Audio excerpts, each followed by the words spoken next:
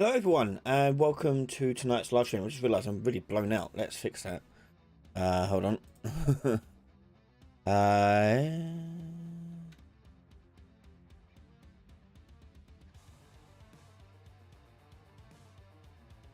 Hold on. Very slow. How you all doing? Let's bring that down a bit. That's a bit better, not so blown out. There we go, a little bit softer. Ooh. Okay, hello everyone in chat. Tonight is question time. It's a live stream where you can ask any question you'd like about game dev, Unreal, or whatever you really like, and we'll answer them as much as we can within the hour or so that we're here live tonight. The way it works is just put your questions in the chat, and I'll try and grab as many as I can. And if I do miss your question, don't worry, just put it back in the chat, and I'll try and catch it again thereafter. So hello everyone, welcome to tonight's stream. If this is your first time, hello, and you're returning, welcome back. So what we got? So I see we've got a few similar questions that all have basically the same answer. So this all refers to terrain generation, like infinite terrain generation, procedural generation of terrain and environments, making the player be able to edit the terrain and things like that. So all of that basically comes down to using voxels. So a lot of you are asking, can this be done in blueprints? Not really. You need to have a voxel plugin installed and enabled in order for it to really take advantage of voxel design. Voxels are basically three-dimensional pixels, and that is how we are using. That's what we are using when we manipulate terrain like so. Now, not saying there isn't a way you could do it without that, but it's going to be the most performance-friendly way of doing it by far.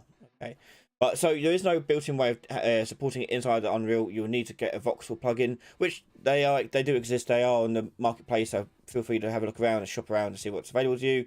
They all have different documentation, all different abilities to do your research and see what one works best for what you want to actually achieve.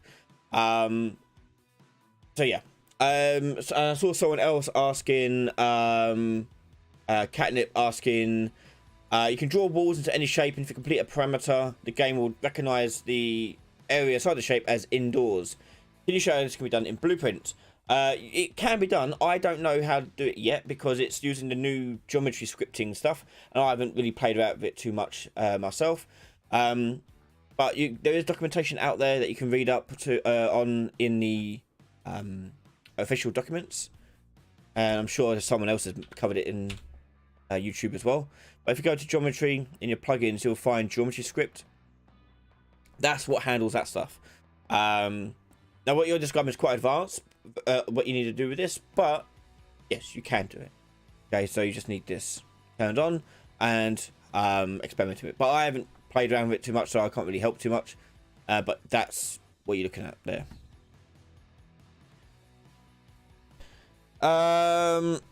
Tutorial for QTE or QuickTime events. Okay, so QTE events are basically you're telling the UI to listen out for inputs. Okay, so let's say let me bring up let's make a simple animation. Okay, I'm not gonna do anything special. Okay, sequence.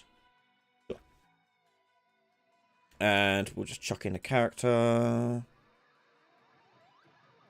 Characters, mannequins. Right. Animations, many. I'm just making run forwards. Okay. And we're going to do add that. Yeah. Okay. And there's just. No, I don't want the control rig. This is really small on here.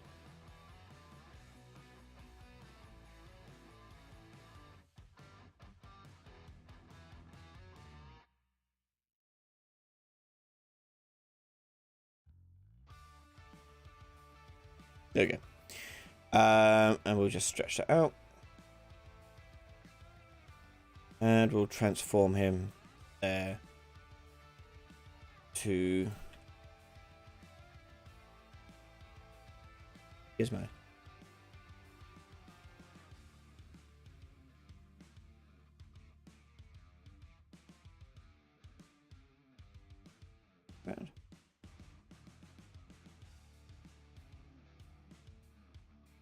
Okay, so whatever. Once you've got your animation or whatever it is you're doing, you need it to pop up on the screen with some quick time event type stuff. Now, the way this is handled, this is quite intense, so we're not going to be able to do all of it perfect as we wanted to in here, but because of the time frame we have. But you're making use of the sequence director. So in here, this is the sequence, and if you go up here to this spanner icon or wrench, and you go up here to open director blueprint. Okay, and in here is where you'd code in when these things happen. So to make them dictate when these should happen, you need to make an event track. Event track. Oh, bigger. It is. And I'm gonna add a key there. And right click properties. And you'll see like you can set what kind of key you like here. We're gonna go create new endpoint. So in the sequence director, it will add this node for you, and it's in here that you want to trigger your QuickTime event. Now, what I normally do is I would put in a different function or event to trigger this, and then just make these call them as I need them to. Oh, you can't see my screen. Sorry. Oops. I'll go back again. Right, so all I did so far is I made a little animation, okay, of him running forwards. Okay, boring, like that. It will do. And then I made an event track here, and I made a single event by adding a key to it. And inside here, you go to properties and you go to event and you create a new endpoint. This has already made one for me, and it opens up the sequence director. And it's in here that you have a functional event that happens that does your QTE. Okay. So let's say in here we have a function called QTE. We'll do create QTE. And actually I want to make that an event. Convert it to event. And it's on here that you do create widget. And we need to make a widget.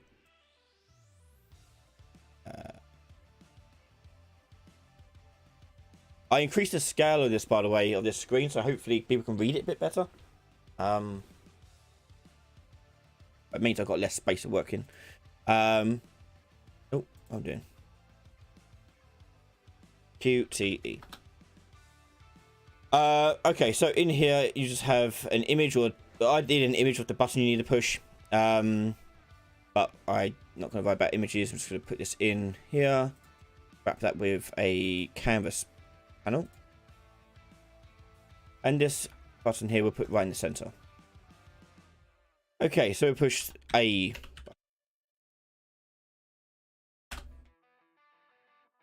Okay.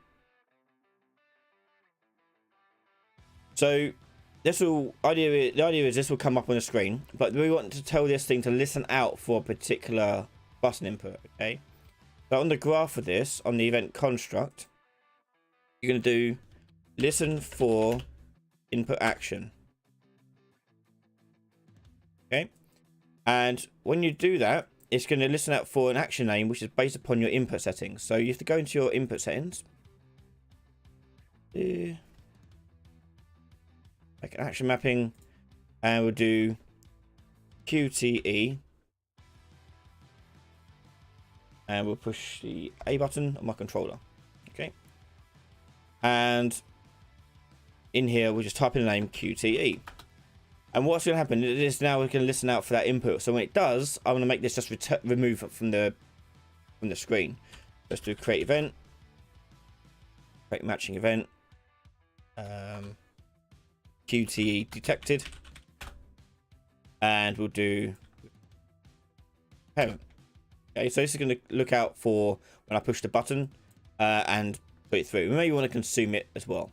Okay, so you hit compile and save. Now, by the way, one thing to note about these input action listens, these only work when the input mode set to game or game on UI. You can't do it when you are on UI mode. Okay. So back to our level sequence here. We're going to open up our QTE widget on here and add to viewport. And there we go. Okay, so let's just test this working. I'm not going to do anything. Let's test this working. Let's move that up a little bit here. Okay, so I need this to play at the start. So let me just go to the level blueprint. Just tell this to play at the start. Ooh, don't have it selected. Add reference. Begin play. Sequence player. Oh.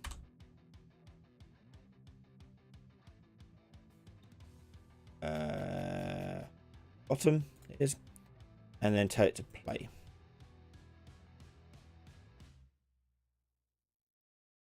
Okay. So as it goes through the screen, it should pop up with that widget. Or not. Why not? Let's trigger. It should trigger there. Properties. Yep. Yep. Oh, didn't actually call it. Why? Okay, so back to game here. It'll come to the screen. I hit A and it disappears. Okay, so that's how we do a detection of the UI on the screen. Now, if I wanted to do something different, or run or do a different branch of it, or different section of the animation, whatever I want to do, we can make use of the section markers up here too. So I could say up here, we'll make another, I don't know.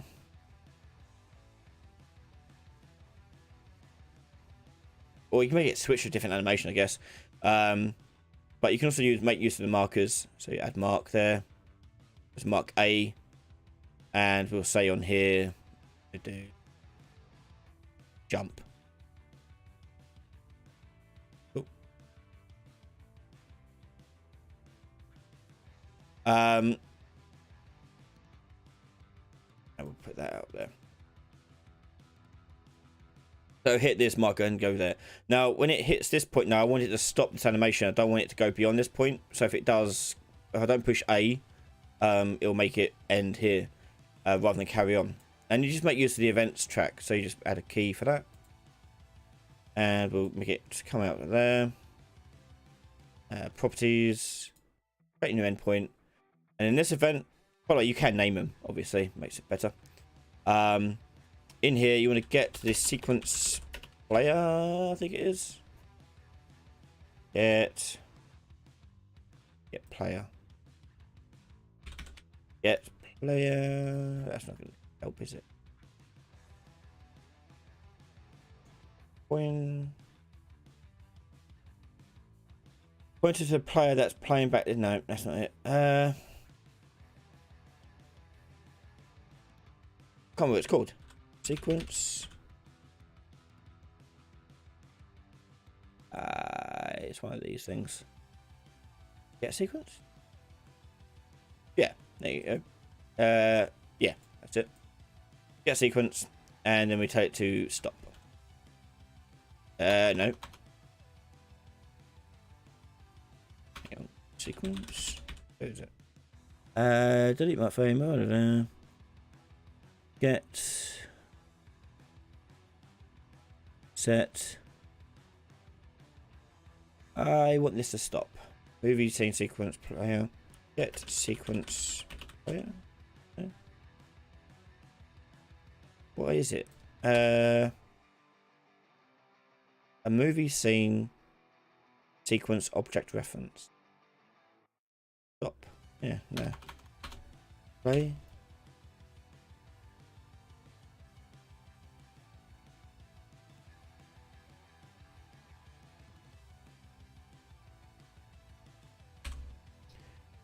I can't remember.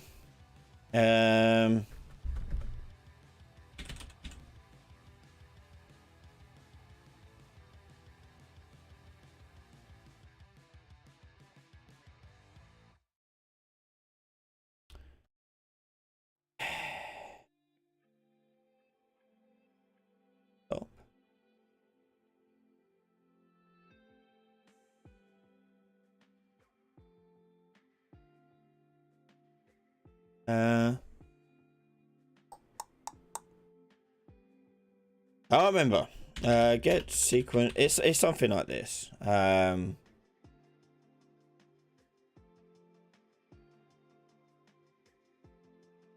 Get sequence. Let's evaluator. Sequence.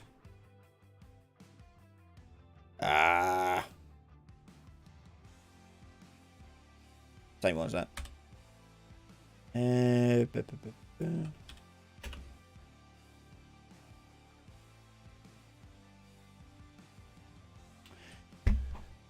It's something like that. I can't remember exactly. I've got got to find a damn thing. But I don't want to spend too long on it because I want to answer more questions. But you get the you take the stop basically at that point. But when you do QTE stuff here, you make a binding for when this has been cleared. So if I go back to my widget here and say we've got this QTE detected, you have an event dispatcher on it. QTE success, we call it. And we'll just do, plug that in. And then on your level sequence, when you create the widget, you just come out here and do a bind event to QTE success. And then you tell it what you want it to do. So success. And that would be something like going to a marked frame and stuff like that. So I guess we have to get the sequence for that. Oh, no, there you go. So you go.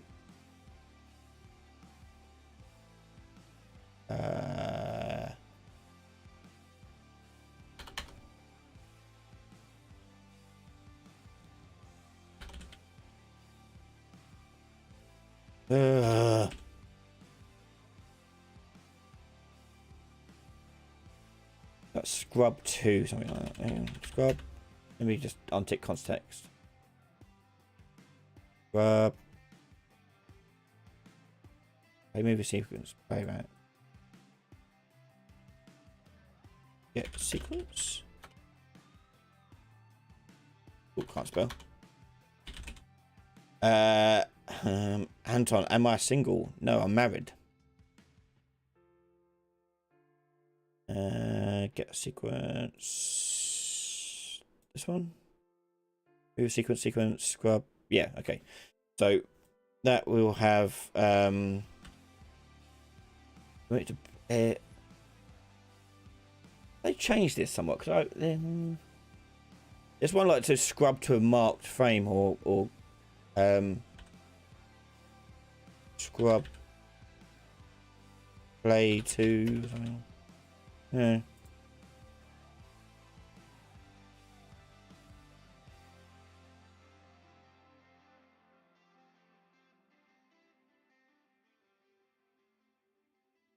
Player, play two parameters. You make this. No, not that one. The bit where you just type it in. Play.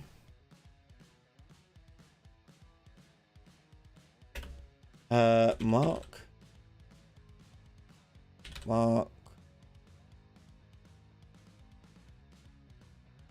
I've got it stored on my computer somewhere. I need to go find it.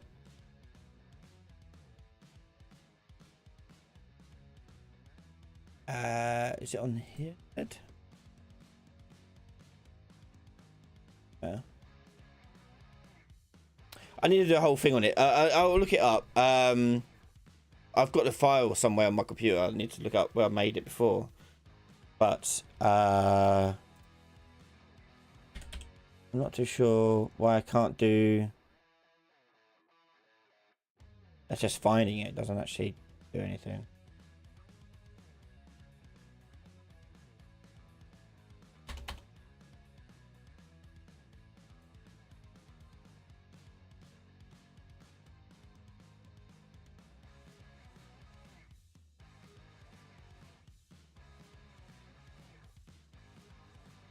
Look at sequence player stuff. If I type in sequence, it should give me all the sequence stuff.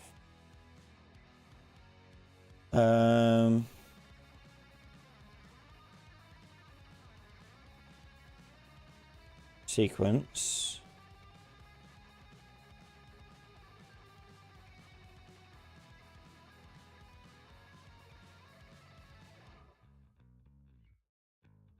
changed?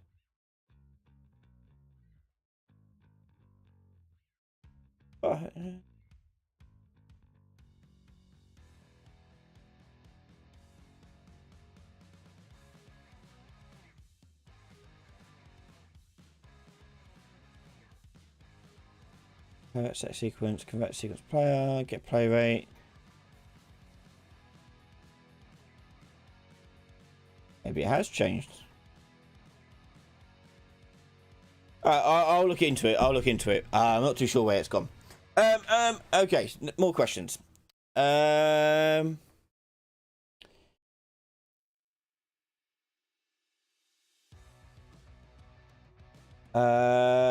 Zone. Hello. Hi Ryan, how are you? I'm on Zelda's Link Awakening. There's an enemy type that is a bouncing ball. When you hit it, it splits into 2 bouncing balls. Can we demonstrate how to do this, please? Yeah, sure. Okay. Let me just get rid of our chap here. Yep. This guy. Yep. Alright. Let me just get rid of the blueprint data in there. Okay, so let's make an enemy template. Split enemy. And you would want probably children of this one for like the sub split enemy. So split enemy sub. And in here we're gonna do the mesh. Chat.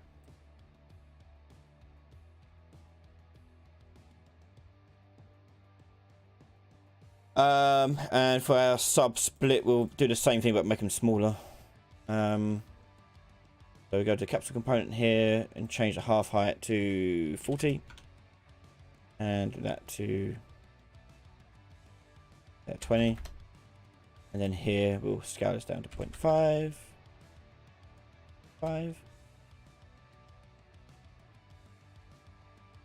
Okay, so it can be a smaller one that spawns. So what we're going to do is, I'm not going to kill it, I'm just going to bump into it to save time. I'm going to set up the whole system there, but we'll do a hit event. And we'll make a custom event in here called split or something. And if other equals player character, we'll do that in a branch. Then we can take the split. Okay, so on the split event here, what we're going to do is we're going to basically when they split, they're going to split and spawn either side of where he originally was. So you're not spawning exactly where he was, you're going to spawn it either side of him. So if you do a sequence, there could be 2 of them. Okay. And in here we're going to do spawn actor from class, choose a split enemy sub, and the spawn transform is going to be this actor transform but with an offset, and we're going to move it to its right. So we're going to split this here and split this here. So rotation and scale are going to be fine, but location, we're going to get the actor right vector and multiply by a float, and that's going to be how far away to the right we want it to go. So let's say we put it 60. I don't know, that'll do. And then we're going to add that onto this location here, and that'll go in there. That's one of them. Now we're going to get this again, and we're going to go to then 1. This time we're going to multiply it by minus 60, just so it goes to the left, and that's it. So well, I'm guessing that's it. I haven't never done this before, so we'll see. Right. Play. Bump into him. Whoa, whoa, whoa. Got to destroy his original one first. So we do this, and then we're going to do actor. Or like do at least do once as well on here, just in case. Just in case. Okay. Right, so if I go up to him now, bonk, he'll split into 2. Yeah, and you can do the same code for them too. Well, these are children, so they do the same code. So if I bump into them, they'll keep doing that over and over and over again. But there you go. Yeah. That's how you do something like that, M-Zone.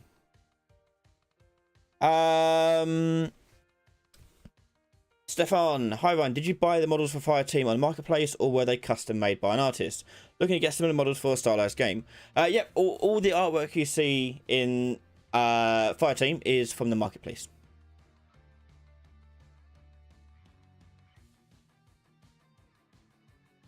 Hi Ryan, you're awesome. Thank you, Yurik.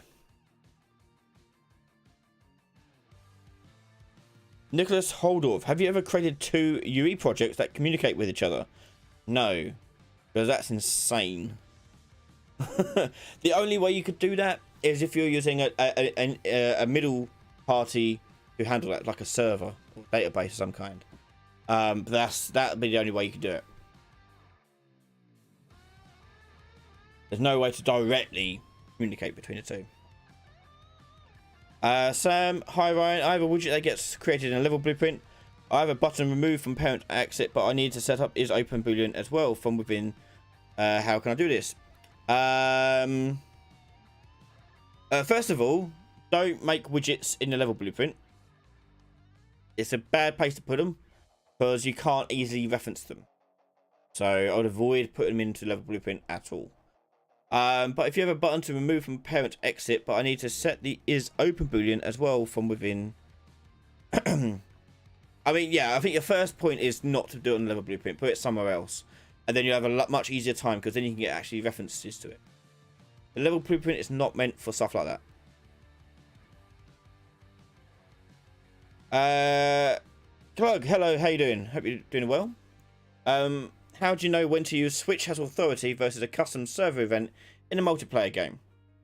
So these are typically useful if you've got events that are happening on both client and server at the same time, but not necessarily know what you want to do on it. So, for example, we go to like a begin play event.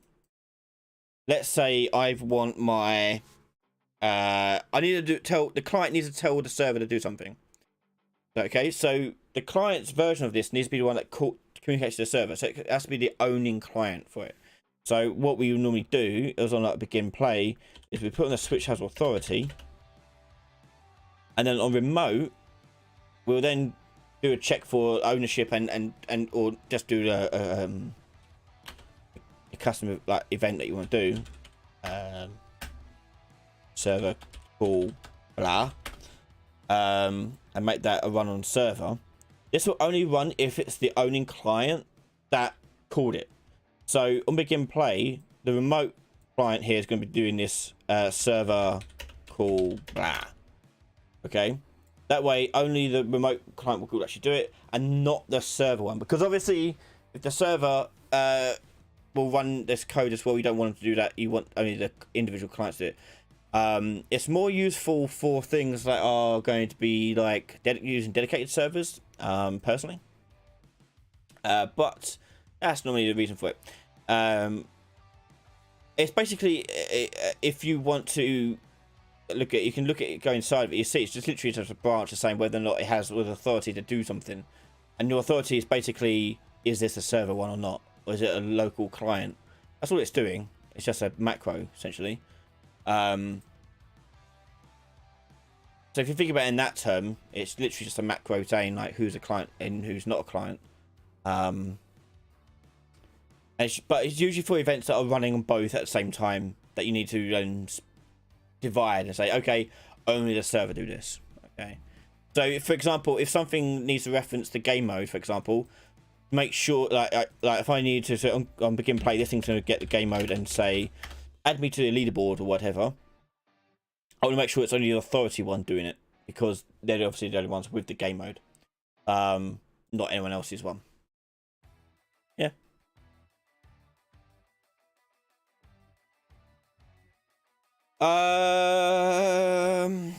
Mr. Tree Guy, I have a question you may not know. I was wondering if there's a node called get max modified speed. I had a tutorial for wall slide and it said to get that node, but I couldn't find it. Max modified speed. That doesn't sound like a built-in thing.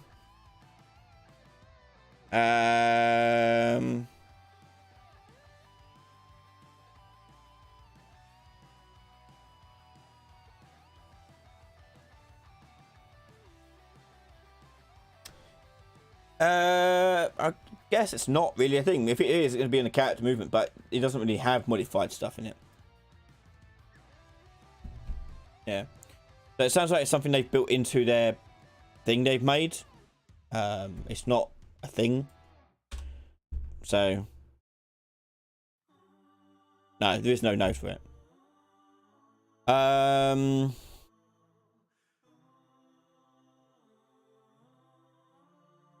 Abstree, hi Ryan, I'm trying to create a suicide bot. When overlapping you will start destination and leaving overlapping will end destination. Do you think timeline is best for this, or what would you recommend? Not necessarily, I wouldn't use a timeline, I'd just do a set timer. So you do set timer by event, and the event you come down, do custom event, detonate for a time of like 10 seconds, but then take the return node here and promote that to a variable. And do detonation timer, and then when you do end overlap, you take that timer variable and you just clear and invalidate it. That will stop the timer dead in its tracks and won't do any more. Okay, so it won't do this. Okay, so you just need to make sure you've got it stored as a variable. That's the way you do it. Nicholas Holdorf, Ryan, have you adopted the method of using data assets and data blueprints? Apparently it's more malleable. Yes, I have played about with that before. It's not a personal preference of mine. I prefer data table stuff personally. When it comes to which one you want to use is better, I don't think there's much really difference in it. It's basically just, it's a little bit easier to organize. Because you don't have to have a whole table to do it with. But from my understanding, tables work better when there's more in there. If there's not as many in there, then data assets are usually better. This is why things like the gameplay ability system uses them. But it ultimately doesn't really matter. There's not much really difference-wise in it. It's mostly just a personal preference type thing. And I think it's just when we're communicating that sort of data storage solution, I always find a data table is a lot easier to explain to someone, say, the data assets. Yeah. Maybe I'll do a video on it at some point and find a way to do it into something. Maybe I'll do like a different like a shopkeeper revisit a shopkeeper system series with it and showcase it there maybe.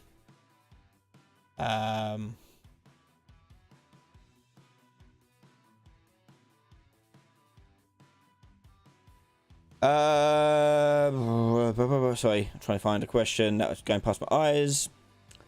Thank you, Abstree. Trumping up.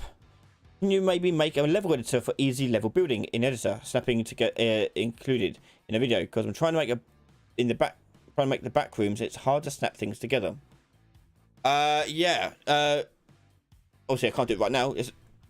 Level editors are massive projects. So be aware of that problem. As for snapping, you can do snap. No, it's called grid. Yeah, vector snap to grid in here, and you put in the grid size, and it will snap vectors that way. So you can do, when you drag it around, you can set it like that in.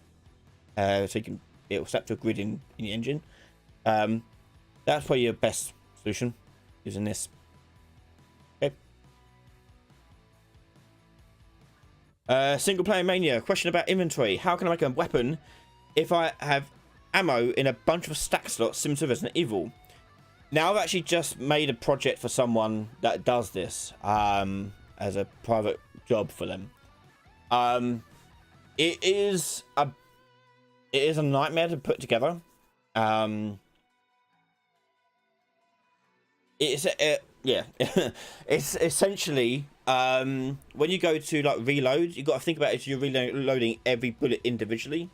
So look at the inventory, look at the first stack, and take one bullet at a time until it gets all the ones it needs. And then it'll go, once it runs out, it'll go to the next column it finds, and so on and so forth. That's essentially the logic behind it, but it is a lot of setup. So I'm aware it will take a long time to explain it properly. Maybe we'll do a video on it at some point in the future. Don't know when or if whenever that happens, but we'll maybe talk about it then. But that's the logic behind it, and you'll see some of that logic actually happening in the UE5 inventory system series for the inventory. Because I'm redoing that one, by the way. So the UE5 inventory system, I've stopped, and I've remade it from scratch. So I've remade the whole entire system. I'm releasing the whole entire system onto Patreon, so people can just download it and use it. And releasing the first 10 episodes on Patreon as well, so they can catch up and go through that. But it's a lot better. It works a lot nicer. It's got full features, multiplayer, drag and drop, keyboard and gamepad, plus a lot of other features too. So we'll be doing it there. Okay.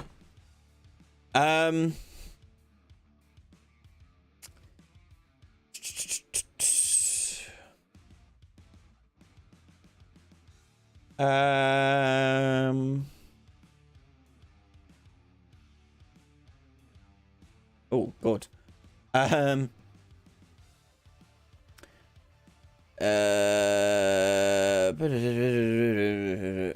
Ryan, what's the best approach to achieve touch controls for mobile when using UE5?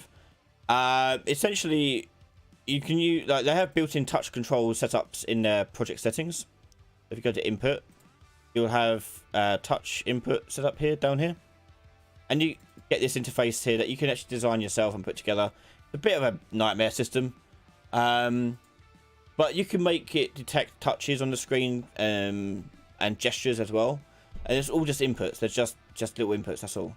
So maybe like the jump, I need to push, I go to touch, maybe I lift, do 2-finger touch 2. Okay, so I've tapped two fingers to make him jump, for example. Or maybe I need to do a flick. Okay, and I'll flick it and it'll jump. Okay, so it has got built-in stuff in there to help you with that. It's just there. Mzone, what does your typical day look like? Do you have time in your day for private sessions? Yeah, so my typical day, Jesus.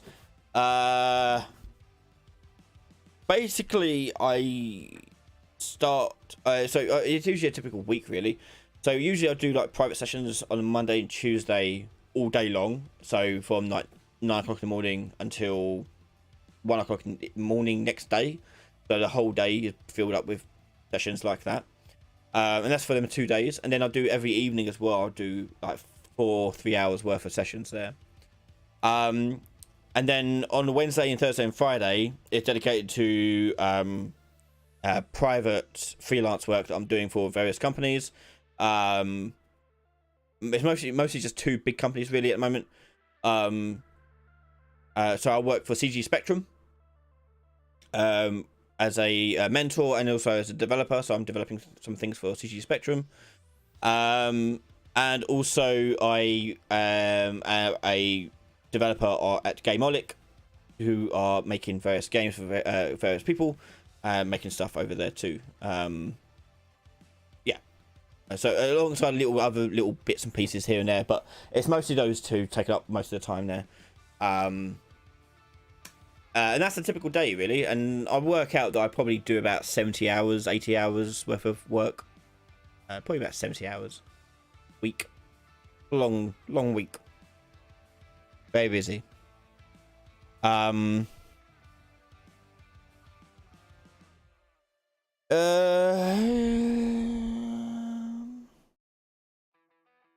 Azurite, can you code a sandwich, please? Sadly, I don't have the plugin for that one. Sorry.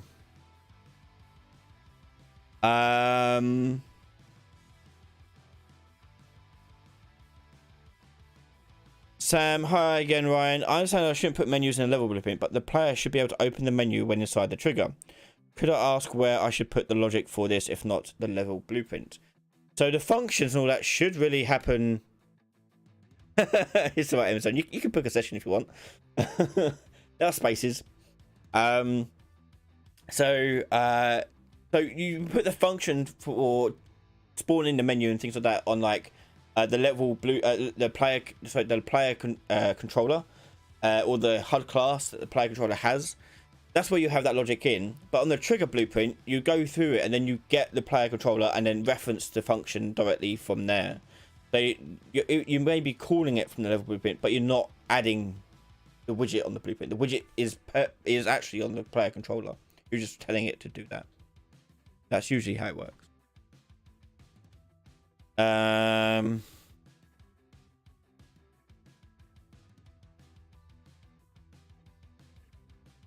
Yeah, I would show you a single player how like the actual code behind it, but I'm not. I don't like showing projects that other people always ask me to make stuff on. At least publicly like this anyway. What's the song on your intro? So this whole album is I forgot the name of it now. Demon instrumental release by Stream Beats. They're like it's like a stream safe music. Sorry, these are for live streams. For the actual videos, God, I can't remember where it is from. It's one of these websites where you can get royalty free music. Called Cherry 5, I think it was. But it's long time ago. I looked at it.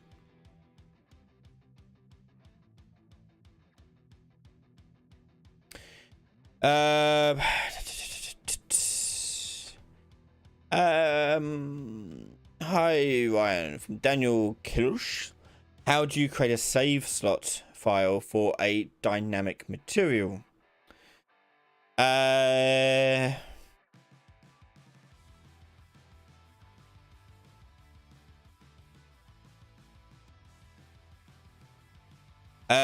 So looking at your further comment where you're saying your vector parameter does save, but it does not load after closing and opening the game. Well, at runtime, it does load.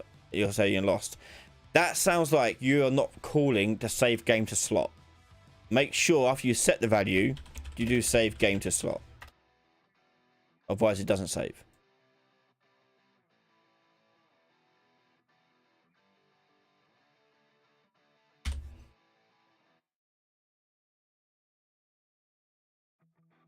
Vinny, do you know any setup for automated builds for UE5 like CI/CD generated versions? I'm no expert at that stuff. I can't tell you how to set it up, but the project I work for, Gameolic, has it. I don't know how to set up personally. I've never had to really do it myself. Would be good to do though.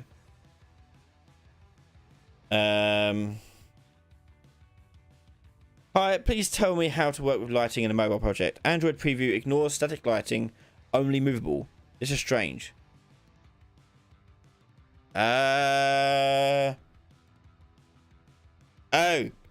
right, okay. So, right, I think you got a bit of confusion there. I'm guessing you're using Unreal 5. Because when you static lighting doesn't really work in Unreal 5 because you don't bake because of the lumen. So if you're doing an Android game in Unreal 5, you need to turn off lumen. They re-enable baking of lights back to shadows maps and light maps. So if you go to project settings here, search lumen. You need to turn off the lumen option here, okay? For the and it will ask you to restart it. But you do that, and then you should be allowed to use static meshes, static lighting. For mobile, static lighting is the best thing to use because it doesn't cost anything. Stationary, there's limitations. Movable, there's limitations. But yeah, static doesn't work when it's lumen.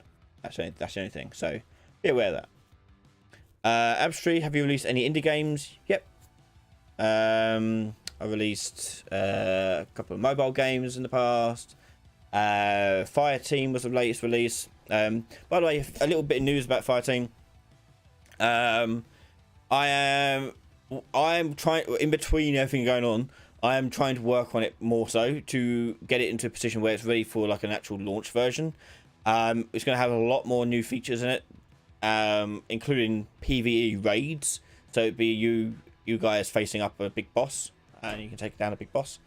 The boss is just done. Like the character, that's all done. That whole encounter. It's just doing all the things around it that I've got to do. And then alongside other little fixes and things like that. So yeah, I was hoping to get it done sooner rather than later, but workloads determine you should. But it's a cool raid. I look forward to challenging people with it. Yeah, we'll see. But yeah, there's gonna be a much bigger effort for Fireteam's full release. So we're gonna add lots of little features to it, a lot of things that I wanted to add into it, but I didn't really get around to. New maps, new modes, things like that. But the raids are definitely the key big thing added to it. But when it does come out, we're going to do a big marketing push for it. I'm going to try and get some marketing grant money to use, and try and get pushed out on Steam and also on Xbox and things like that. But yeah, we'll be needing testers again when it comes around to it, especially for the raiding. When it comes around, it's ready for testing. Because there's different difficulties of the raid fight, so you want to make sure it's not going to be too murderous. Also, it'd be interesting to see if people figure out how to actually do it, because it's basically like almost like Destiny raids, where it's only one fight, so there's no like going through a big level. It's one fight in one room type of thing, but there's a puzzle element to it where you've got to figure out basically how to beat it, which is kind of fun to try and do. I always like that aspect of raiding, so it'd be interesting to see if people can figure out the strats I've thought about that you could use beat the boss. We'll see. But yeah.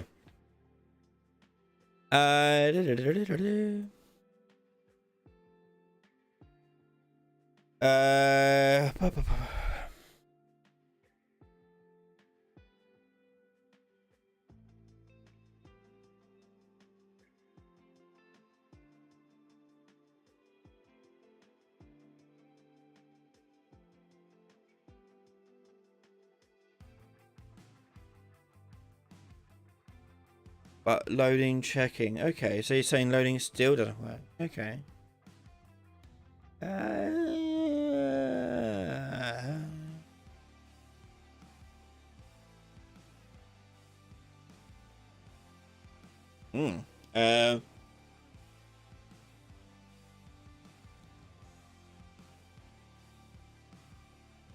I don't know. I'll have to play about with it one. What I'll ask you to do, Dan, is if you come back next week's question time, in between now and then, I'll try and do it in my own time, trying to figure out or experiment with what you're trying to do and replicate it myself. And if I can get working, I'll show you next week right away how I solved it. But I'll let you know. Just come back next week.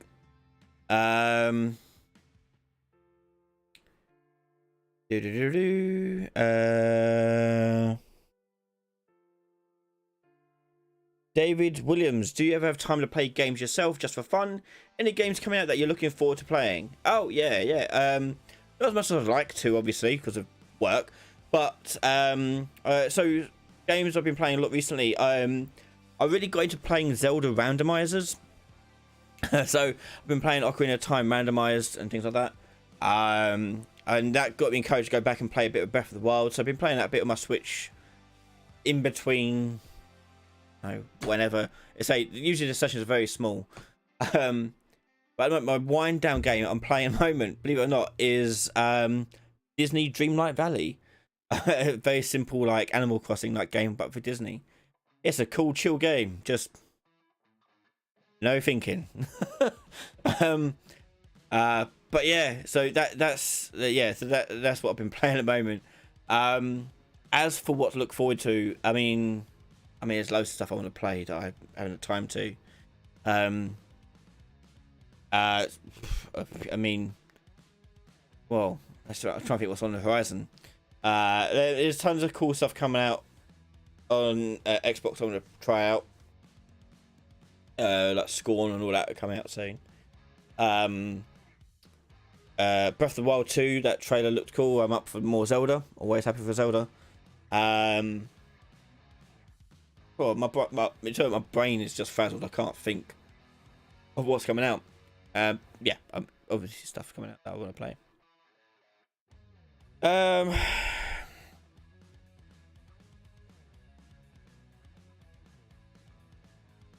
Left side, Jacob, how to put health as a percentage like Super Smash Brothers. So Super Smash Brothers, they don't have a percentage for health. They have a percentage of how much damage you take. Essentially. But if you want to work out a percentage for anything, pretty simple. So their system would be like, they'll have a health value, okay, and it'd be a float, and when you're applying damage to it, all their stuff is normalized in that one, so everything works on that percentage system because everyone's got the same percentage. The only reason why you wouldn't bother doing the simple method or make it all normalized is if the player can increase or decrease their health values. So instead what they do is they have characters that have damage reduction rather than bigger health pools. So they all share the same health pool, it's just that different damage reductions they have. But if you did have a different health pool, whatever you want to know percentage wise, you have like max health down here, health, like the current health, and you just do that normalized to a range, and max health goes in there, and that'll give you a decimal point, and you just multiply it. If you want to get that as a percentage, just multiply it by 100. That'll give you as a percentage. That's it.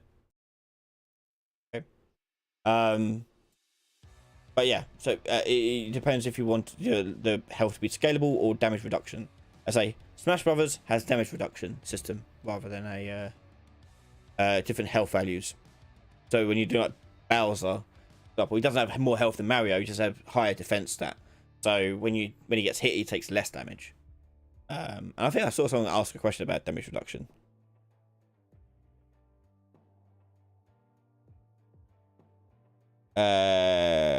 Yeah, Clark was asking, there you go.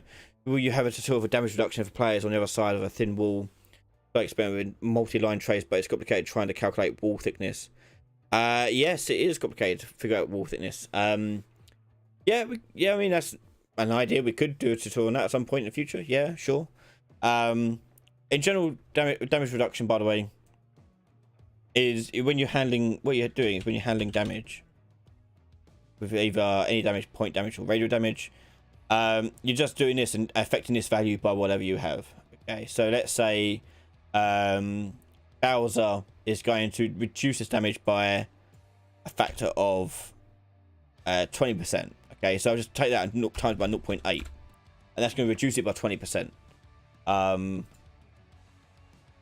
Okay, whatever, and that value could come from an item variable or a component variable, or I don't know, whatever you want. It can come from anywhere, but that's how we reduce the damage there.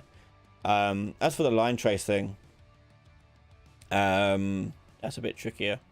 That's you're going to do a damage reduction on the other side, so when you're sending damage to someone, it'll be reduced. So maybe when you're doing a multi-line trace, by channel, and you're doing a for each loop,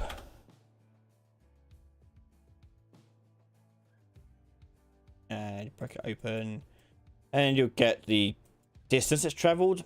And if you want to store a distance between the wall, it depends on what you want to do, how you want to do reduce the damage. So I think a lot of gamers reduce the damage not by the wall's thickness as in size, but its density as set by some other arbitrary value. In which case you could do interfaces to get hit actors density value and then take it out of there. and manipulate the value coming from that.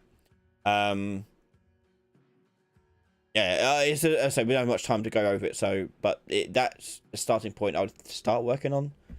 I don't know.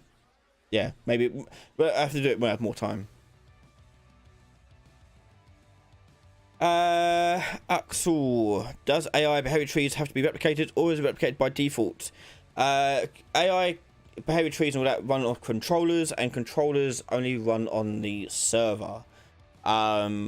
And what is replicated is not the AI, but the movement of AI.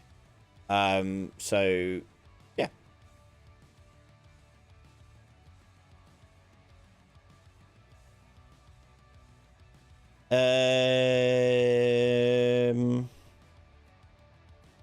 Trying to think what else we can do.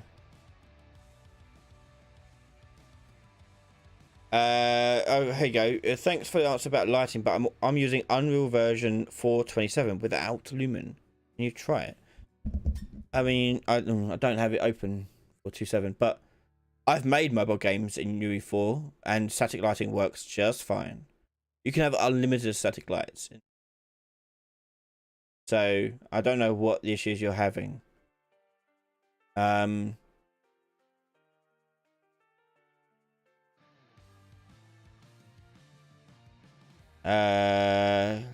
Yeah, I have no idea what the issues you're having, because it should just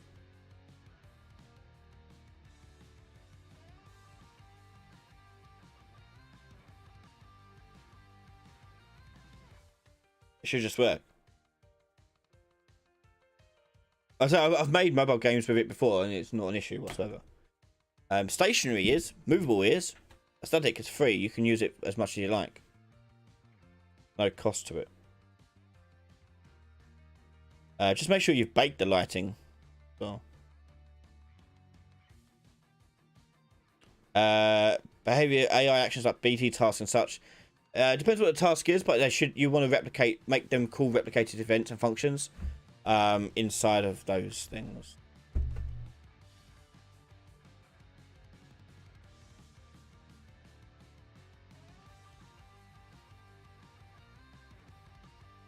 When you use Epic Online Services to host sessions, do you see any type of logs there, like in the website panel? I mean, if sessions do work, but logs seem empty, and that correct?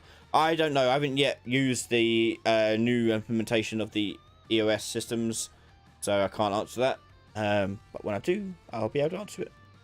I'm thinking of switching Fireteam, if not the next game after Fireteam, over to EOS. But we'll see.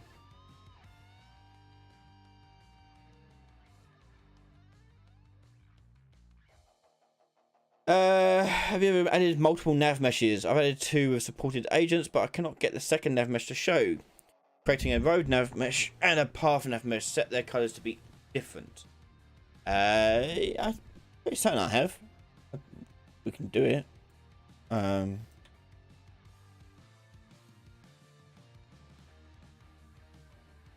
there's one. Okay. And I got another one. 2. No difference. Works just fine.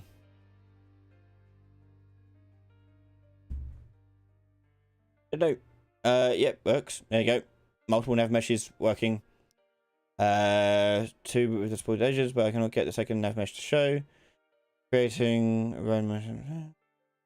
Yeah, there you go. Nav mesh balance volume. Oh, do you mean do you mean like the actual nav mesh itself, and not the nav mesh bounds volume? Is that what it's about? Let me know what you mean, decryption.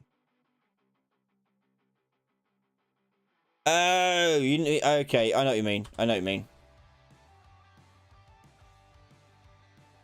I think I did before. Um,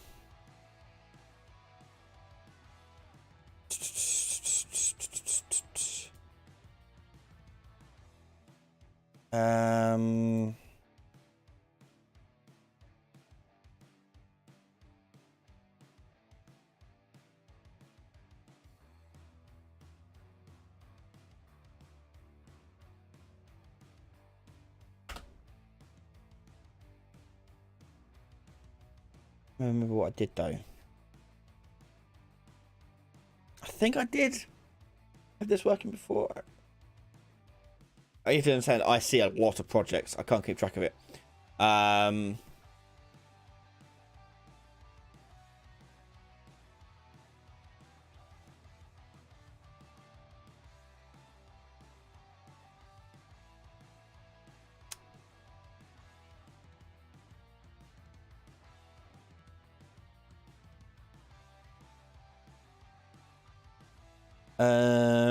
Hold on.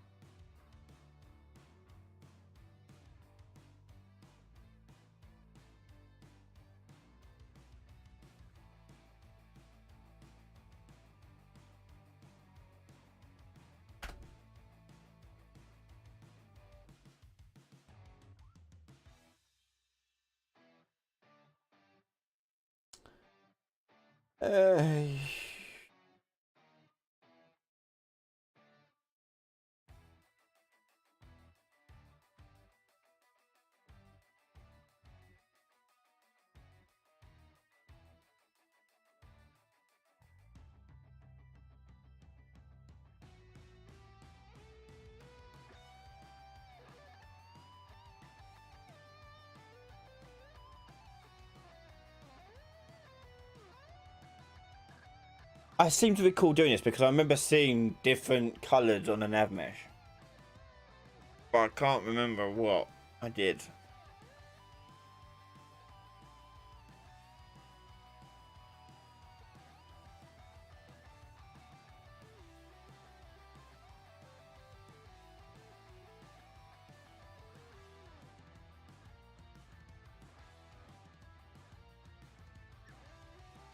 No, I don't know.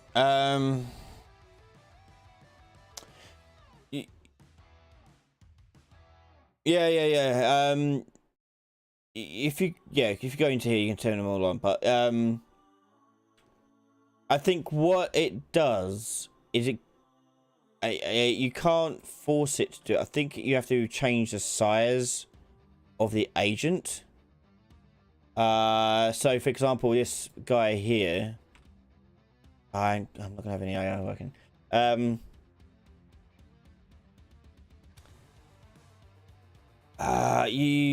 think you have to change its settings in here, agent.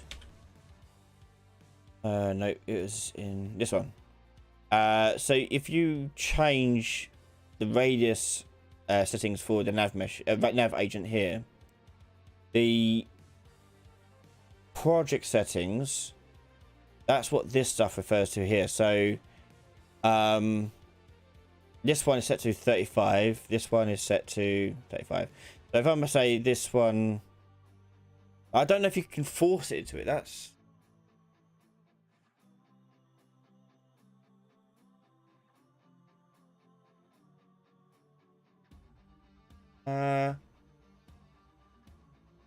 again, come back next week. As with the other guy, come back next week. I'll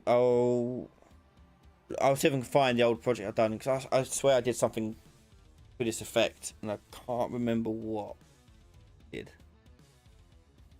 So I made like a pedestrian system, but I cannot remember how to do that.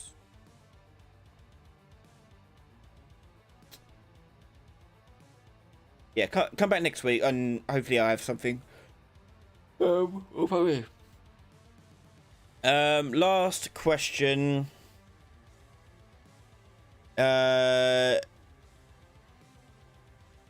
Thanks, Cody. Thank you.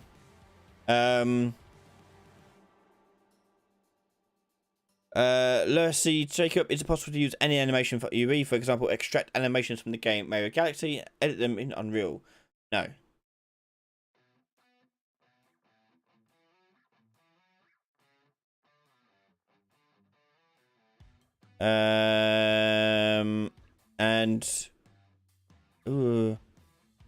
Super Daniel Grango, hi, is it best to add game stats as a separate actor or player control? I've been using actors like BP stats and cast into every BP that wants it. Will PC be better or personal opinion? I usually put it in a component. So I have a component here that I add stats onto. That way I can easily access them with interfaces and also easily get hold of the components. Check if they have that component and then change their stats, read those stats. Yeah.